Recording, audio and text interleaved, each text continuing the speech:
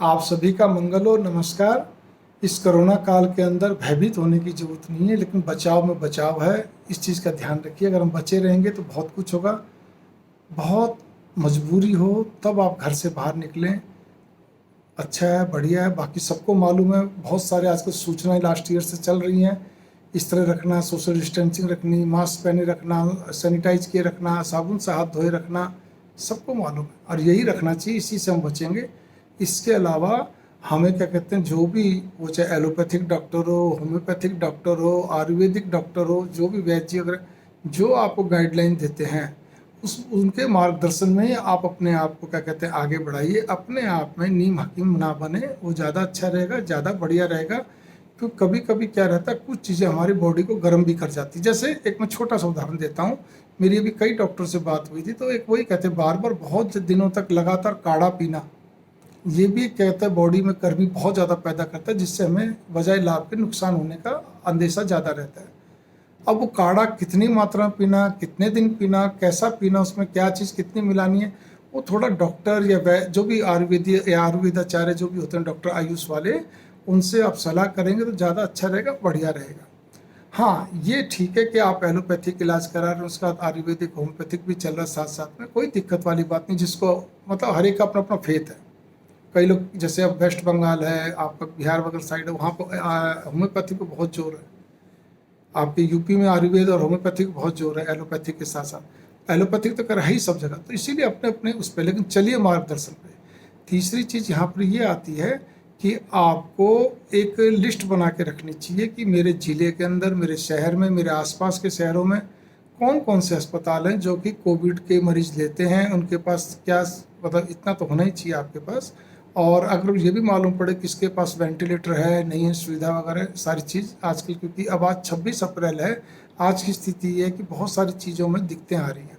तो लेकिन आप बेड नहीं मिल रहे, तो आपके पास एक लिस्ट रहे थोड़ा सा, जो जहाँ जहाँ से भी आप कलेक्ट कर सकते हैं। एक अपनी डायरी रजिस्टर मेंटेन कर लीजिए।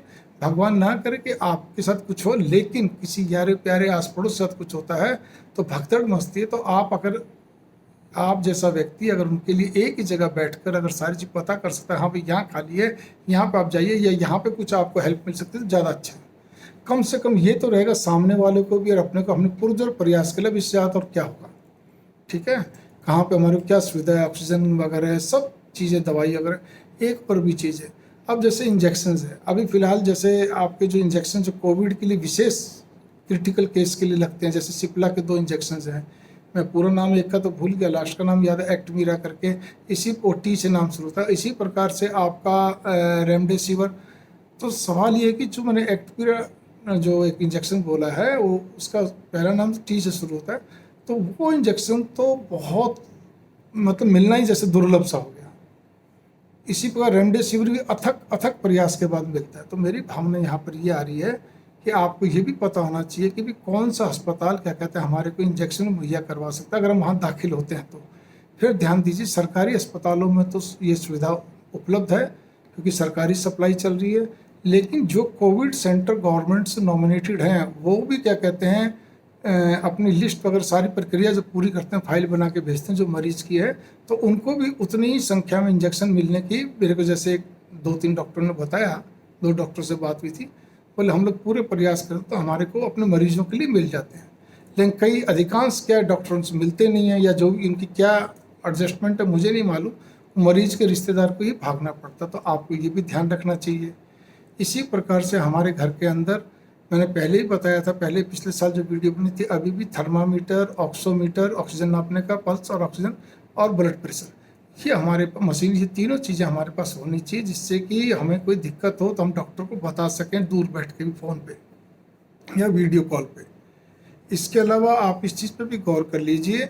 हाँ, ये अलग चीज़ है कि अगर आपको कोई और भी अन्य प्रॉब्लम है जिसमें आपको वो चीज़ चाहिए, जैसे मान लो शुगर है, अब शुगर के लिए ग्लूकोमीटर होना बहुत ज़रूरी है, तो वो आप नहीं है तो आपको रखना चाहिए, बहुत ज़रूरी है। क्योंकि इस समय क्या स्थिति बन रही है, अगर किसी को कोविड हो जाता है और वो एक्यूट स्थिति पे चला जाता है, एक होता नॉर्मल हुआ तो वो भी ठीक हो जाता है, एक्यूट स्थिति चाहता है, उसका शुगर भी अपना बढ़ जाता है, अगर है तो और बढ़ जाएगा, नहीं है तो भी शुगर बढ़ जाता है, और BP भी।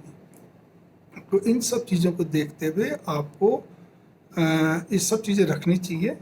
और विशेष तौर पे फिर अनुरोध करूंगा एक और भी चीज़ कि आम तौर पे भारत के घरों के अंदर देहात में हर जगह पे लगभग टॉयलेट एक या दो होती कॉमन होती हैं।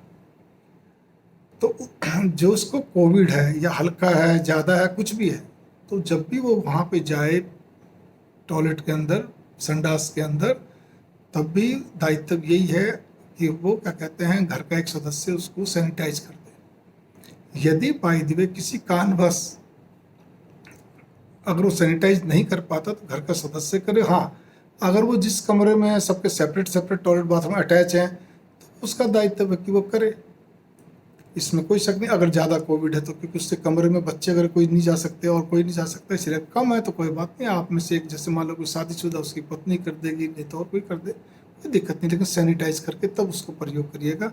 इस चीज़ का ध्यान रखिए, उनसे डिस्टेंस बनाए रखें, बच्चों को कहिए थोड़ा दूर रहें, उस कमरे में ना जाए। और अंतिम चीज़ इतना ही कहना चाहता हूँ आपसे, जितना भी आप घर में रहते हैं, थोड़ी देर बैठ के परिवार के साथ संकीर्तन करिए। संकीर्तन में भजमन नारायण नारायण नारायण ऐसे ताली बजाते हुए आप कर सकते हैं।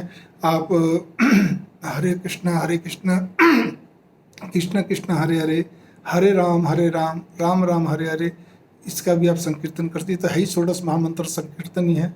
आप जैसा भी अच्छा लगे, आप किसी भी इष्ट का अपना संकीर्तन कर सकते हैं, जिससे ताली बजा के दोनों की वाइब्रेशंस घर के अंदर पॉजिटिविटी पैदा करती है। बढ़िया, अच्छी बात है। इसी के साथ ही मंगल कामना, नमस्कार।